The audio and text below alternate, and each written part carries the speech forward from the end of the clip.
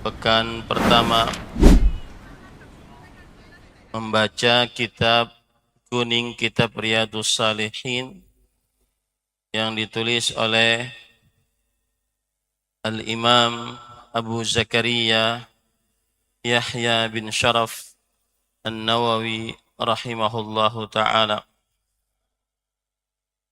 Salawat dan salam semoga selalu Allah berikan pada Nabi kita Muhammad sallallahu alaihi wa ala alihi wasallam, pada keluarga beliau, para sahabat, serta orang-orang yang mengikuti beliau sampai hari kiamat kelak. Dengan nama-nama Allah yang husna dan sifat-sifatnya yang ulia, kita berdoa, Allahumma inna nas'aluka ilman nafi'an wa rizqan tayyiban wa amalan mutaqabbala. Allahumma amin. Bapak, Ibu, saudara-saudari jamaah Majelis Taklim Lokrawa yang saya cintai karena Allah, semoga Allah Subhanahu wa taala selalu memberikan afiat dan keberkahannya kepada kita seluruhnya. Masih kita di dalam Muqaddimatul Muallif, pendahuluan yang disebutkan oleh Al-Imam Abu Zakaria Yahya bin Sharaf An-Nawawi rahimahullah. Beliau berkata pada pertemuan sebelumnya, amma ba'du faqad qala Allah Ta'ala, amma ba'du, Allah Subhanahu wa taala telah berfirman, wa ma khalaqtul jinna wal insa illa liya'budun, dan tidaklah kuciptakan jin dan manusia melainkan supaya mereka beribadah kepadaku. Ma uridu minhum min rizqin wa ma uridu an yut'imun. Aku tidak menginginkan dari mereka rezeki, dan aku tidak menginginkan mereka memberikan makan kepadaku. Wa hadza tasrihun bi annahum khuliqu lil ibadah. Ini adalah penjelasan yang tegas bahwasanya mereka, yaitu manusia, khuliqu lil ibadah, diciptakan untuk beribadah kepada Allah Subhanahu wa taala. Dan ini adalah tujuan yang harus kita selalu ingat, bahwa kita hidup di dunia ini diciptakan oleh Allah untuk beribadah kepada Allah Subhanahu wa taala. Fa haqqa 'alaihimul i'tina'u bima khuliqu lahu. Artinya, maka pantas, sudah siogianya mereka wajib memperhatikan tentang apa yang diciptakan untuknya. Artinya manusia wajib memperhatikan apa saja yang berkaitan dengan ibadah, karena itu adalah tujuan dari mereka. Selalu memperhatikan apa saja tujuan dari maksud dan maksud dari ibadah yang dikerjakannya. Wal i'radu an hududid dunya bizzahadah, dan menjauhi dari kepentingan-kepentingan dunia dengan sikap zuhud.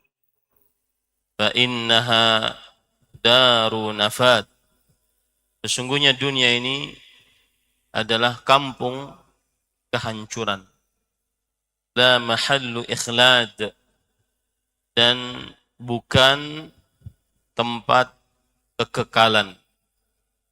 Wa markabu ubur la munzilu hubur.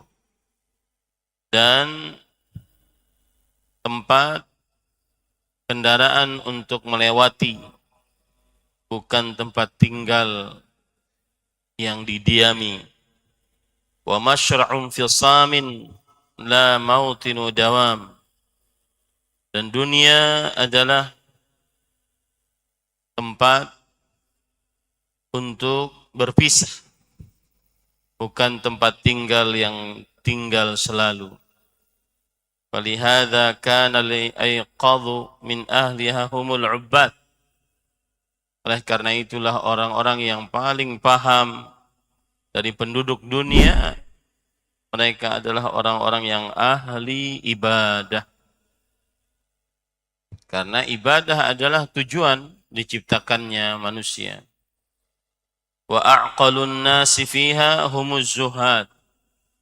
Orang yang paling cerdas di dalam dunia, mereka adalah orang yang ahli zuhud, yang senantiasa meninggalkan sesuatu yang tidak bermanfaat untuk kehidupan akhirat selama dia hidup di dunia.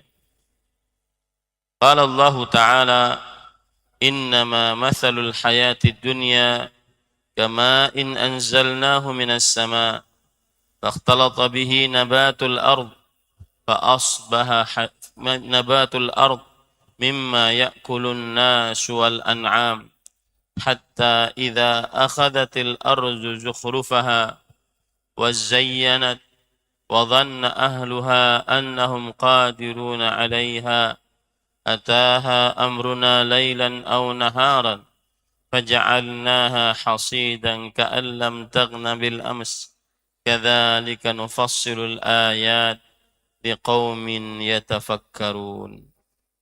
Yang artinya Allah Subhanahu wa taala berfirman di dalam Al-Qur'an, sesungguhnya perumpamaan dunia itu seperti air hujan yang kami turunkan dari langit, lalu tumbuhlah dengan suburnya karena air itu tanaman-tanaman di bumi.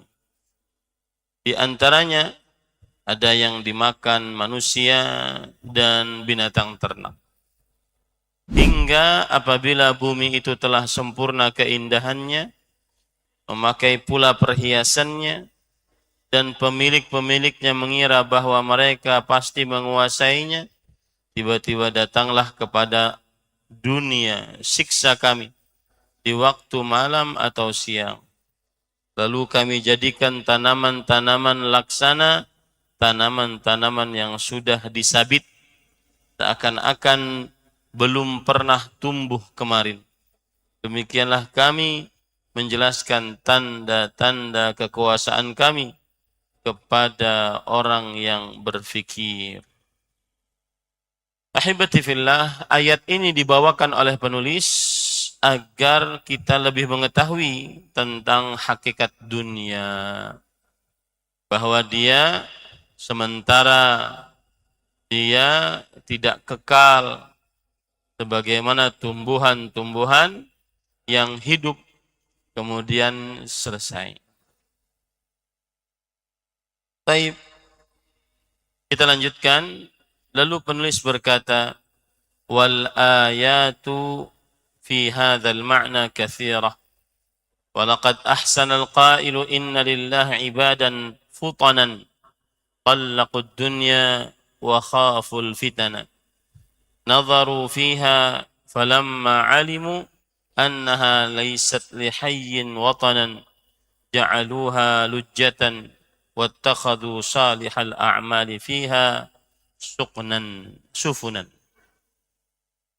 Tentang makna ayat ini banyak sekali.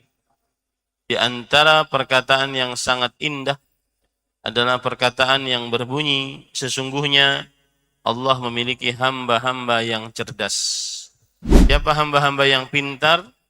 Mereka yang menceraikan dunia dan takut terhadap fitnahnya. Apa yang dimaksud dengan menceraikan dunia?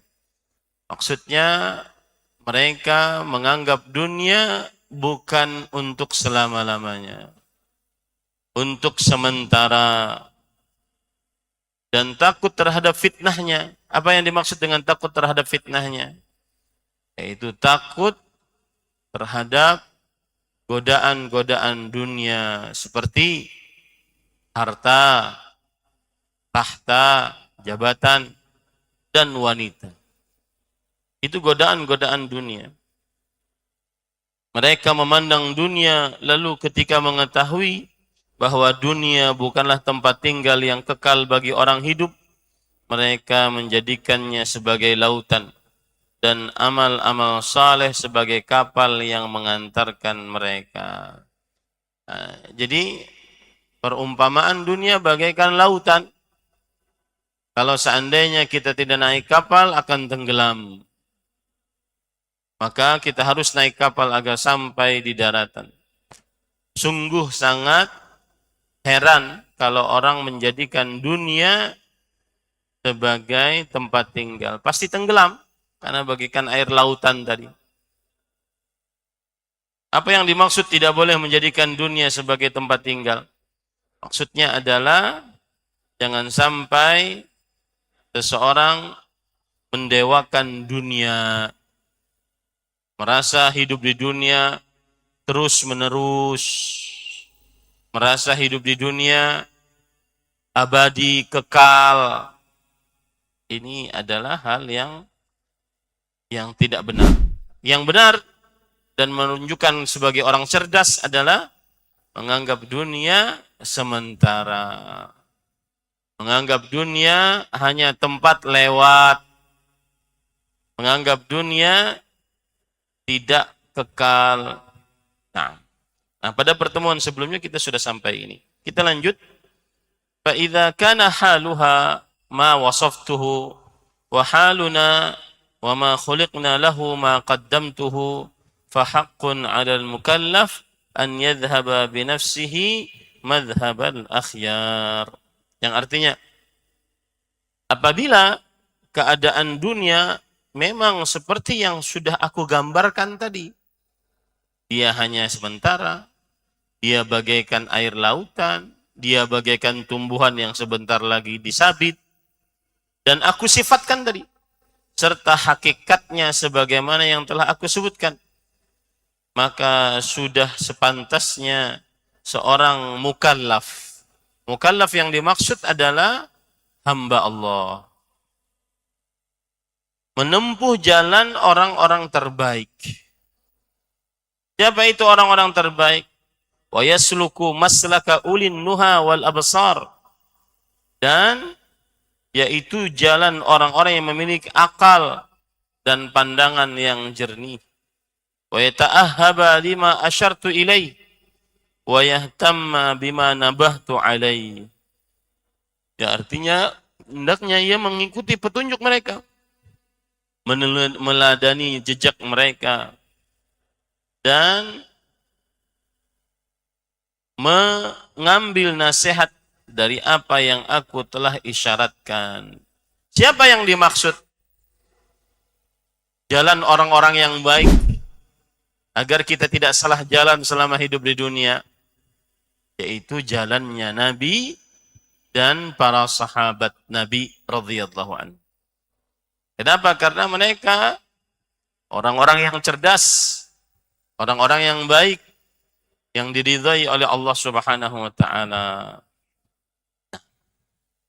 Jadi kita harus yakin bahwa dunia sementara. Itu satu. Yang kedua, kita harus memahami dan meyakini bahwa hidup kita di dunia juga sementara. Yang ketiga, kita harus meyakini tugas kita di dunia untuk beribadah kepada Allah. Allah tidak sia-sia menciptakan hidup kita ini. Menciptakan kita ini tidak sia-sia. Baik, yang keempat, agar kita selamat selama hidup di dunia, ikuti orang-orang yang baik. Siapa orang-orang yang baik? Yaitu Nabi Muhammad sallallahu alaihi wasallam dan para sahabatnya. Kita baca. Wa arsyadu ma yaslukuhu minal masalik at-ta'addubu bima sahha 'anil nabiy sallallahu an nabiyina sayyidil awwalin wal akhirin wa akramis sabiqin wal lahiqin salawatullahi wa salamuhu alaihi wa ala sairin nabiyyin. Nah, ini penting ibu-ibu kalian, bapak-bapak. Jalan yang paling lurus dan paling benar adalah jalan yang diajarkan oleh penghulu para nabi. Penghulu itu maksudnya pemimpin. Pemimpin para nabi dan rasul. Nabi kita Muhammad sallallahu alaihi wasallam. Manusia yang paling mulia di antara generasi terdahulu maupun yang datang kemudian. Semoga salawat dan salam selalu tercurahkan kepada Nabi kita Muhammad sallallahu alaihi wasallam. Jadi konsepnya tadi, agar kita selamat selama hidup di dunia yang sementara ini, mengikuti Rasulullah sallallahu alaihi wasallam. Dijadikan selalu Rasulullah sallallahu alaihi wasallam sebagai orang yang satu-satunya diikuti di dalam segala hal, dalam ucapan, dalam perbuatan, di dalam akidah, keyakinan, di dalam amalan-amalan qalbu, amalan-amalan lisan, amalan-amalan anggota tubuh, harus mencontoh Rasulullah sallallahu alaihi wasallam. Nah, waqad qala Allah Ta'ala wa ta'awanu 'alal birri wat taqwa. Kemudian penulis membawakan ayat, dan saling tolong-menolonglah dalam kebaikan dan ketakwaan. Quran surah Al-Maidah ayat 2. Seakan-akan penulis Al-Imam Abu Zakaria Yahya bin Syaraf An-Nawawi ingin mengatakan kepada kita bahwa kita ini hidup di dunia agar bisa melaksanakan tugas kita sebagai ahli ibadah, beribadah kepada Allah yang menciptakan kita, maka kita harus saling tolong-menolong dalam kebaikan dan ketakwaan. Wa sahha an Rasulillah sallallahu alaihi wasallam annahu qala wallahu fi auni al-'abdi ma kana al-'abdu fi auni akhihi. Kemudian penulis juga membawakan dalil, yaitu hadis Rasul sallallahu alaihi wasallam, Allah senantiasa menolong seorang hamba selama hamba tersebut menolong saudaranya. Nah, ini dalil yang menunjukkan bahwasanya kita harus saling tolong-menolong. Salah satunya adalah agar kita mendapatkan petunjuk yang benar, mengerjakan tujuan penciptaan kita, maka kita harus saling tolong-menolong. Kemudian faedah dari hadis tadi, Bapak, Ibu, saudari-saudari yang dimuliakan oleh Allah Subhanahu wa Ta'ala, bahwa selama kita menolong seorang hamba Allah, maka Allah akan menolong kita. Selama kita menolong seorang hamba Allah, maka Allah akan menolong kita. Ini para ikhwah yang dirahmati oleh Allah Subhanahu wa Ta'ala. Jadi jangan segan-segan menolong orang, karena itu faedahnya gasan kita jua. Ya, itu konsep hidup. Jangan segan-segan kita menolong orang, karena faedahnya untuk kita sendiri. Semakin kita menolong orang, semakin kita akan ditolong oleh Allah Subhanahu wa Ta'ala. Syarat ditolong oleh Allah, menolong orang lain. Nah, itu amalkan, ibu-ibu, saudari-saudari muslimah.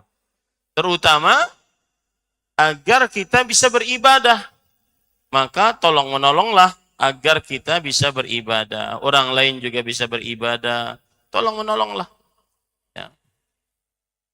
Kemudian penulis mengatakan, bentar, itu hadis diriwayatkan oleh, jadi hadisnya sahih itu. Wallahu fi aunil abdi ma kana al-abdu fi auni akhihi.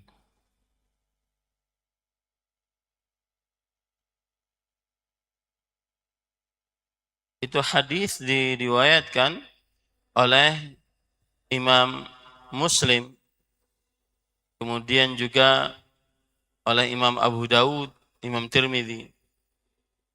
Yang artinya tadi, selama kita menolong orang, kita akan ditolong orang. Nah itu, pegang itu baik-baik. Bertetangga kah, selama di pasar kah, selama di sekolahan kah, di mana saja. Selama kita menolong orang, maka Allah akan menolong kita. Pertolongan Allah pasti datang selama kita menolong orang. Sebesar kita menolong orang, sebesar itu pula Allah menolong kita. Nah.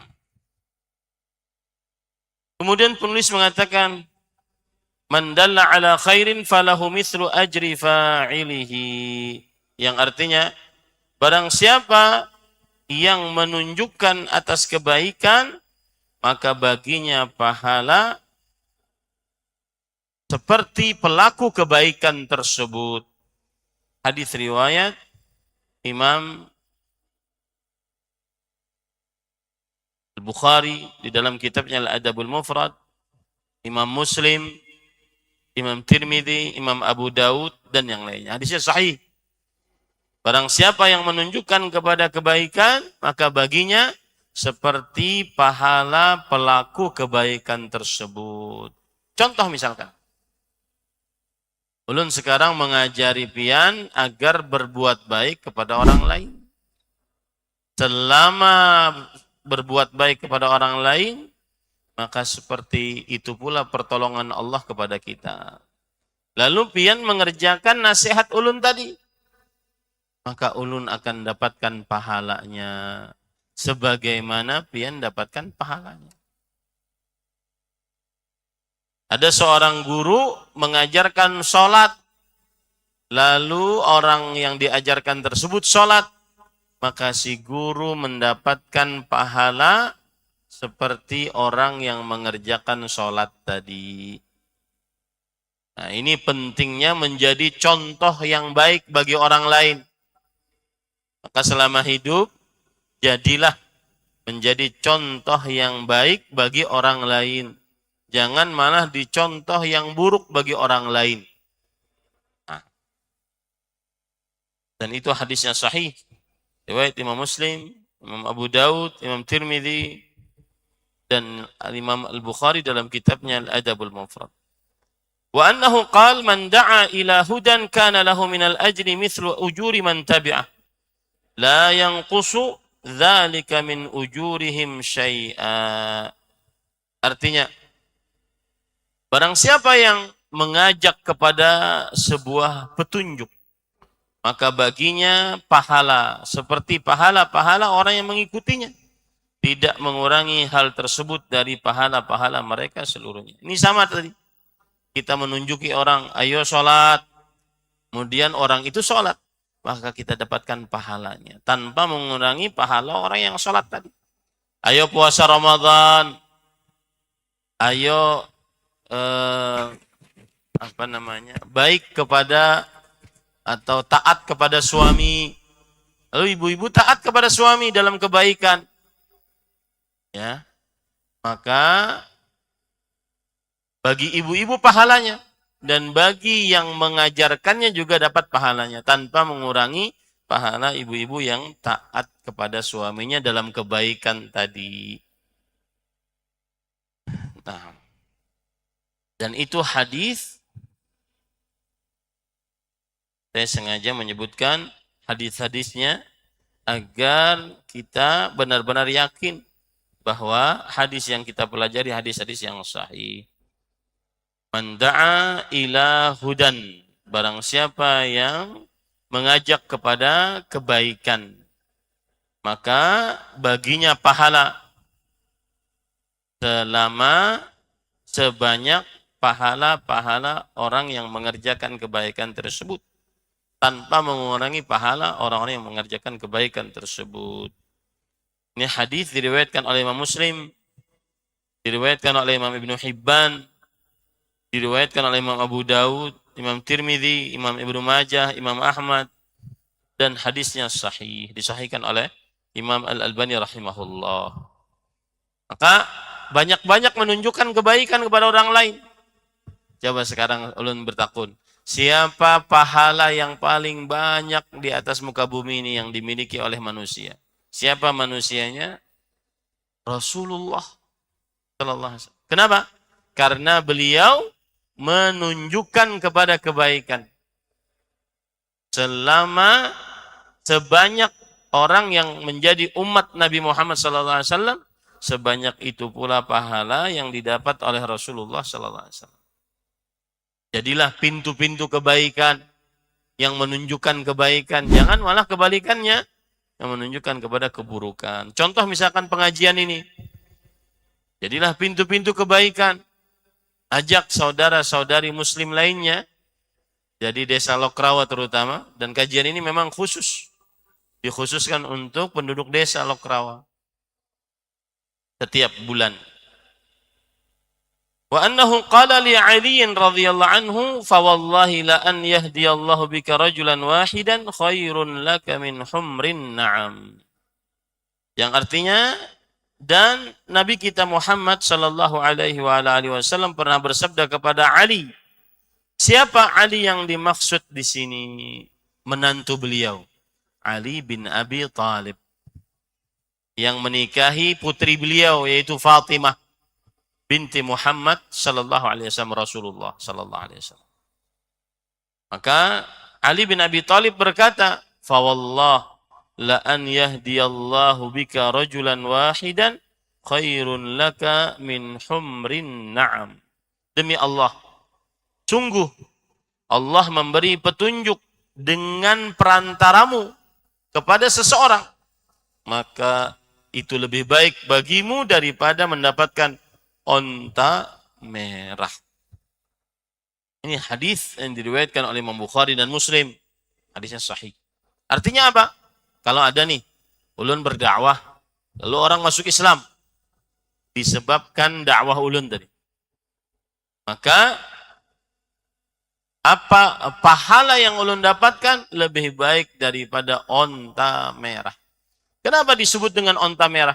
Onta merah adalah pada waktu itu harta yang paling mahal, yang paling berharga yang dimiliki oleh orang Arab.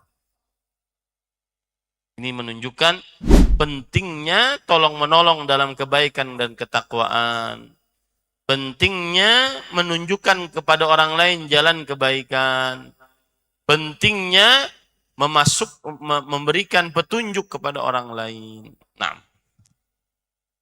oleh sebab dalil-dalil itulah penulis mengatakan, fara'aitu an ajma'a mukhtasaran minal ahadithis sahihah mustamilan ala ma yakunu tariqan li sahibihi ilal akhirah. Nah, karena itulah, karena ingin tolong-menolong dalam kebaikan, karena ingin menunjukkan kepada kebaikan kepada kaum muslimin, karena ingin menolong seorang hamba, karena pertolongan Allah selama hamba itu menolong orang lain.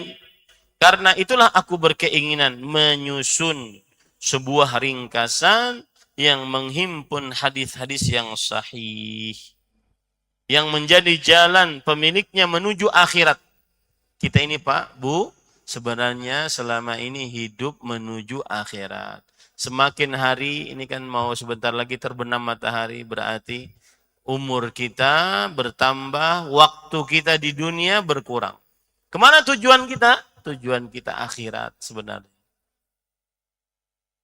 Mencakup dorongan melakukan kebaikan dan peringatan dari keburukan. Nah, nanti kitab ini isinya adalah amar ma'ruf, hal-hal yang baik.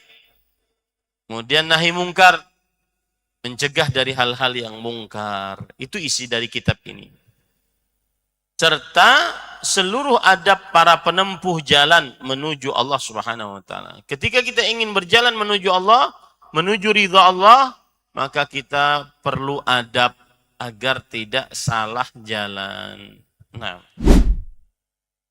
kemudian penulis mengatakan, wa muhassilan li adabihi al-batinah wadh-dhahirah jami'an lit-targhib wat-tarhib wa sa'iri anwa'i adabis salikin min ahadithiz zuhd wa riyadatin nufus wa tahdhibil akhlaq wa taharatil qulub wa ilajiha wa siyanatil jawarihi wa izalati i'wijajiha wa ghairi dzalika min maqasidil arifin. Yang artinya, maka kata beliau, aku berkeinginan menyusun sebuah kitab yang di dalamnya mengumpulkan hadis-hadis sahih yang merupakan jalan bagi orang yang menjalaninya menuju Allah di kehidupan akhirat. Kitab itu isinya motivasi untuk melakukan kebaikan. Kitab itu isinya peringatan dari keburukan. Kitab itu isinya adalah adab-adab yang harus dimiliki oleh orang-orang yang ingin mendapat ridho Allah Subhanahu wa taala. Di dalam kitab itu nanti ada hadis-hadis tentang zuhud. Zuhud artinya adalah meninggalkan sesuatu yang tidak bermanfaat untuk kehidupan akhirat.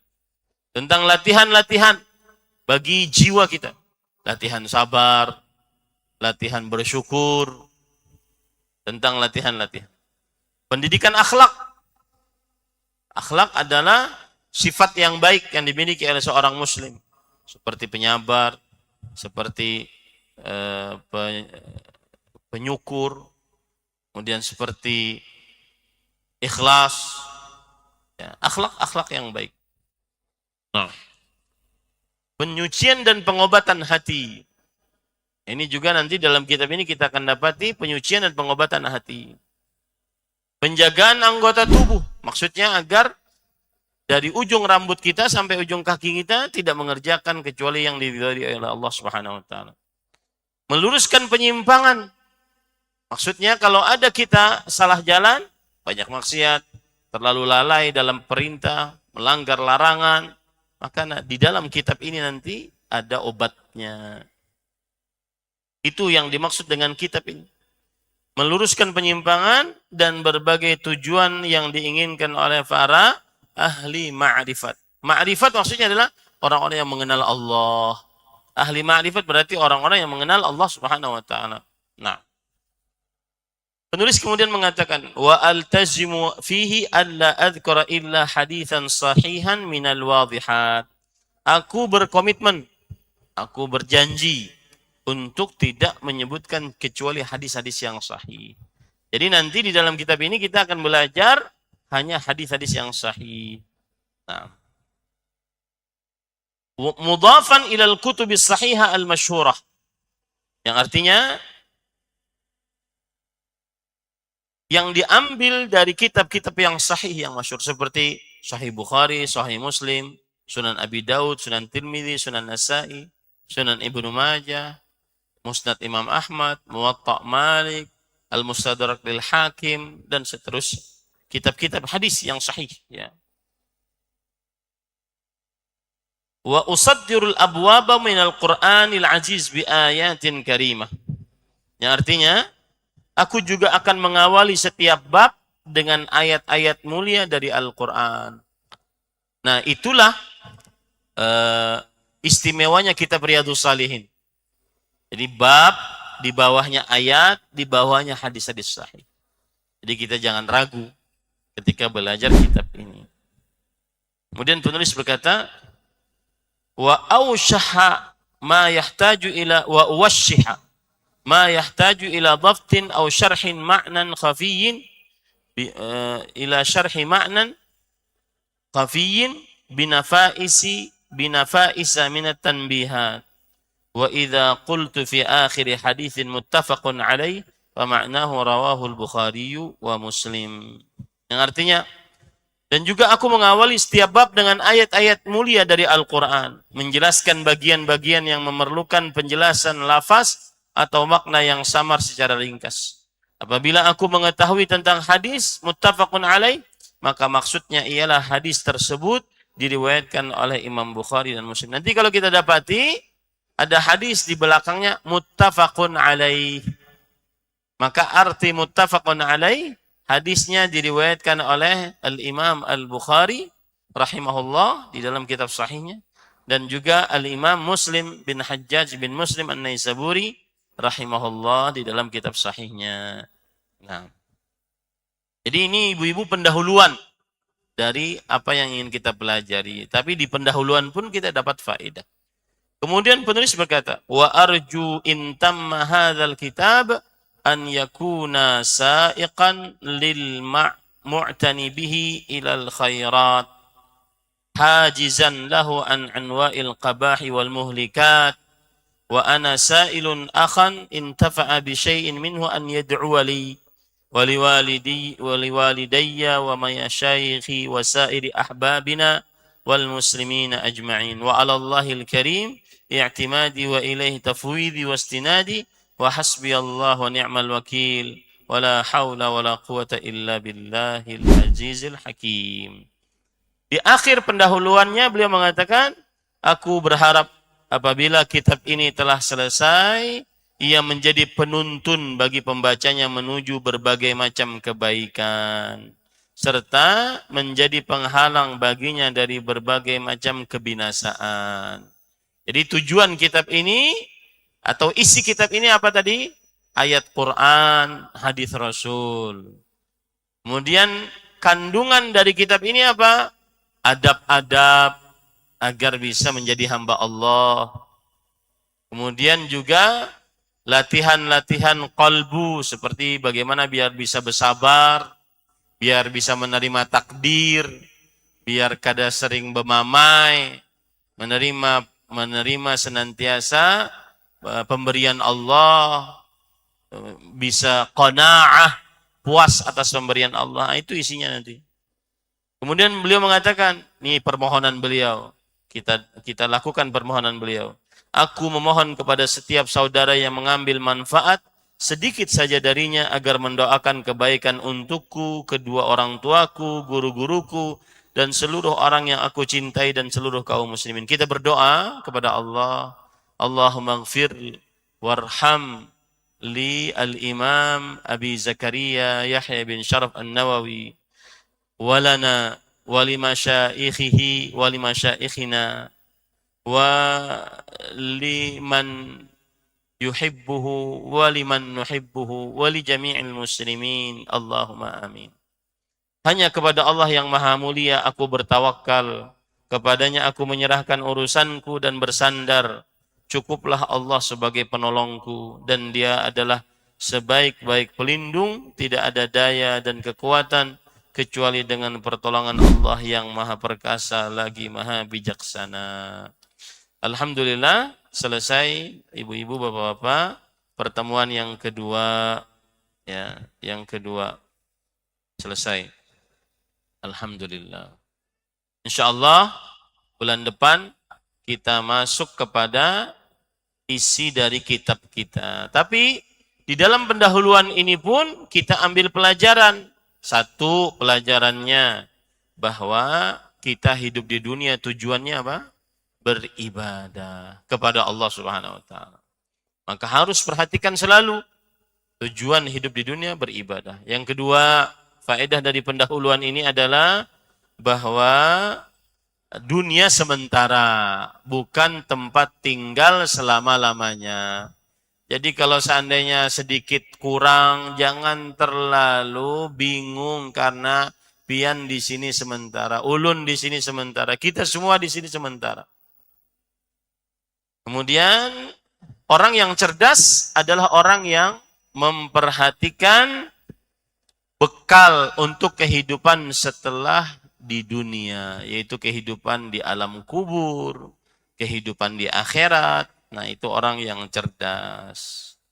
Kemudian, pelajaran selanjutnya dari pendahuluan ini adalah bahwa seorang hamba hendaknya saling tolong-menolong dengan orang lain dalam kebaikan dan ketakwaan. Karena pertolongan Allah akan senantiasa ada selama kita menolong seorang hamba Allah. Nah, kemudian pahala menunjukkan kepada kebaikan adalah seseorang akan mendapatkan pahala yang besar. Seperti gambarannya adalah seperti orang mendapatkan harta yang paling berharga di dunia. Kalau dahulu onta merah. Terakhir, kitab ini isinya ayat-ayat Al-Quran, hadis-hadis Rasul yang membimbing kita untuk senantiasa mempunyai hati yang bersih, lisan yang tidak kotor, kelakuan yang baik, yang bermanfaat kelak nanti saat berhadapan dengan Allah Subhanahu wa taala. Alhamdulillah selesai. Jika ada yang ingin bertanya, dipersilahkan Bapak, Ibu, saudara-saudari. Ada waktu sekitar 5 menit lah untuk bertanya sebelum bulikan. Nah, ingin bertanya? Ibu-ibu boleh, nih ada mic dikasih. Waktu 5 menit untuk bertanya sebelum kita pulang. Oh, ada voucher. Voucher apa ini? Oh, ada voucher Indomaret 100.000. Oh, banyak nih. Masya Allah. Yang bertanya ulun kasih voucher. Masya Allah. Voucher 100.000, boy. Adalah, melihatlah saya. Nah, voucher Indomaret. Apa aja? Silahkan bertanya. Ini biar semangat bertanya. 2, 4, 6, 8, 10. 10 voucher. Setiap vouchernya 100.000. Silahkan Ibu. Yang bertanya dapat voucher 100.000. Bisa nggak mic-nya? Bisa. Kedada betakun? Adakah?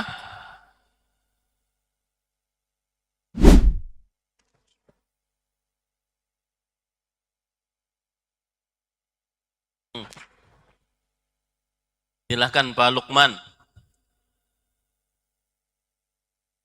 Nah.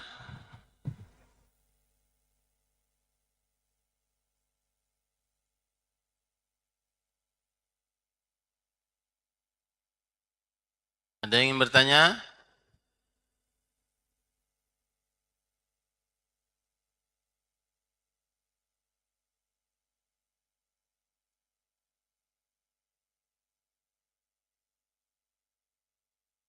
Ya, silakan.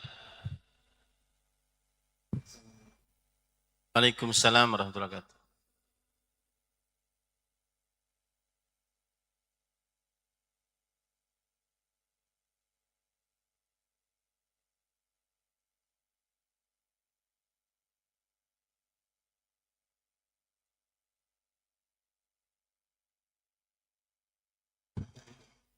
Siapakah yang ahli ibadah? Ini bagus pertanyaan. Ahli ibadah adalah seorang hamba yang senantiasa tunduk patuh kepada Allah. Apabila ada perintah Allah, dia kerjakan. Apabila dia dilarang oleh Allah, sesuatu dia jauhi. Itulah ahli ibadah. Karena ibadah bukan hanya sekedar sholat, puasa, zakat, haji. Tetapi seluruh perintah dia kerjakan, seluruh larangan dia jauhi. Itulah ahli ibadah. Di ibadah bukan hanya terbatas kepada seseorang mengerjakan sholat, puasa, baca Quran, berdoa, berzikir. Tetapi menjadi hamba Allah yang tunduk patuh kepada Allah Subhanahu wa taala, itu adalah ahli ibadah. Nah, apa dalilnya?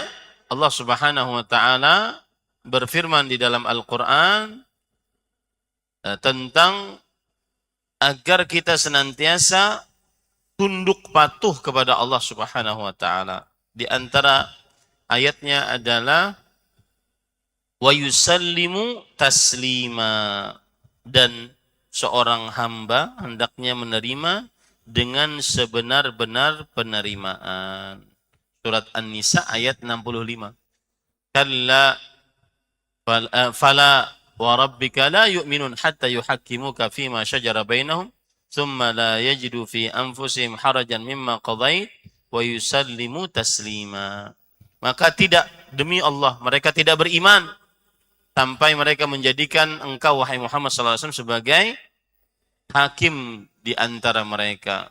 dan mereka tidak mendapati di dalam diri mereka keberatan dari apa yang engkau telah tetapkan dan menerima dengan sebenar-benar penerimaan. Jadi ahli ibadah yang menjadi hamba Allah yang ahli ibadah adalah apabila ada perintah dia kerjakan. Apabila ada larangan dia jauhi. Itulah ahli ibadah. Bukan hanya yang sekedar ke masjid saja, bukan. Iya, itu ahli ibadah. Tetapi yang jujur ahli ibadah. Tidak khianat, beramanah ahli ibadah. Kada berdusta ahli ibadah. Suka menolong orang ahli ibadah. Nah itu dia. Wallahu a'lam. Surah An-Nisa ayat 65.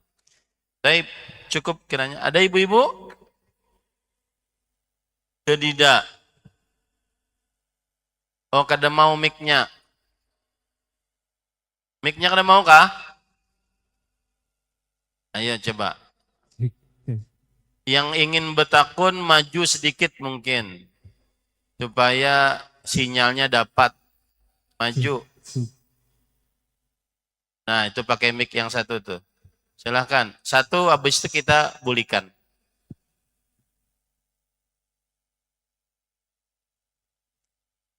Assalamualaikum warahmatullahi wabarakatuh, Ustaz. Waalaikumsalam warahmatullahi wabarakatuh. Terima kasih atas kesempatannya untuk Iya. bertanya. Ulun bertanya di sini. Tadi disebutkan bahwasanya tugas kita di dunia adalah untuk ibadah. Lalu bagaimanakah kita sebagai manusia di dunia ini caranya menyeimbangkan keperluan dunia tetapi tidak melupakan urusan ibadah seperti yang diperintahkan oleh Allah. Sedangkan jika berurusan dengan dunia, besar kemungkinan kita jadi sibuk dan melupakan ibadah. Terima kasih, Ustaz. Bagus pertanyaannya Ibu. Karena bagus, ulun tambahi vouchernya jadi 2. Jawabannya agar menyeimbangkan ibadah kita dengan kita mengerjakan dunia, maka saat mengerjakan dunia, maka niatkan untuk ibadah. Contoh nih, ulun lagi minum, maka niatkan agar pengajian lancar. Niatkan agar semangat membaca Al-Quran. Pian nungkar baju, nungkar amas. Niatkan agar senantiasa bisa menabung untuk bisa beribadah kepada Allah. Begitu. Pian nungkar sandal, nungkar sabun. Meniatkan agar bisa beribadah dengan nungkar ini dan seterusnya. Jadi intinya kerjakan pekerjaan dunia, kemudian niatkan untuk ibadah. Sehingga seimbang pekerjaan dunia dan ibadah-ibadah praktis kita. Baik, ini yang bisa disampaikan karena sebentar lagi azan. Apa yang baik dari Allah Subhanahu wa taala kita cukupkan dengan kafaratul majlis. Subhanakallahumma wa bihamdik asyhadu an la ilaha illa anta astaghfiruka wa atubu ilaik. Wa sallallahu nabiyana Muhammad walhamdulillahirabbil alamin. Wassalamualaikum warahmatullahi wabarakatuh.